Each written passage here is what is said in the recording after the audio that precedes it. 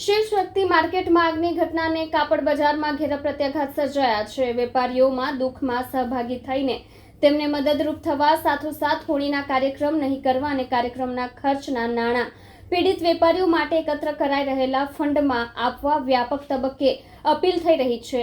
જો કે સંવેદના મરીજ પરવારી હોય એ રીતે કેટલાક સ્થળોએ અમુક સંસ્થા દ્વારા હોળીની ઉજવણીના કાર્યક્રમોનું આયોજન કરાતા નારાજગી ફેલાઈ છે।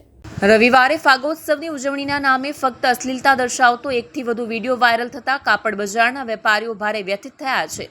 સોશિયલ મીડિયામાં પણ આવી હરકતો સામે ભારે રોષ ઠાલવતી કોમેન્ટ જોવા મળી રહી છે।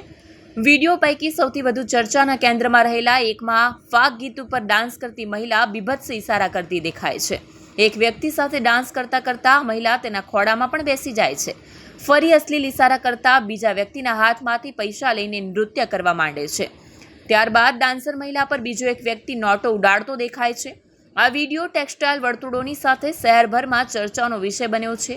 આ જ રીતે રવિવારે સુરતમાં એક સંસ્થાનો ફાગોત્સવનો વિડીયો પણ ભારે વાયરલ થયો હતો, જેમાં એક વયસ્ક વ્યક્તિ મહિલા સાથે ડાન્સ કરતા દેખાઈ રહ્યા હતા, જ્યારે પાછળના ભાગે બીજી કેટલીક મહિલાઓ શૃંગાર કરતા દેખાઈ હતી। આજે રજાના દિવસે પણ વાયરલ વિડીયોને લઈ કાપડ વેપારીઓ એકબીજાને કોલ કરવા માંડ્યા હતા।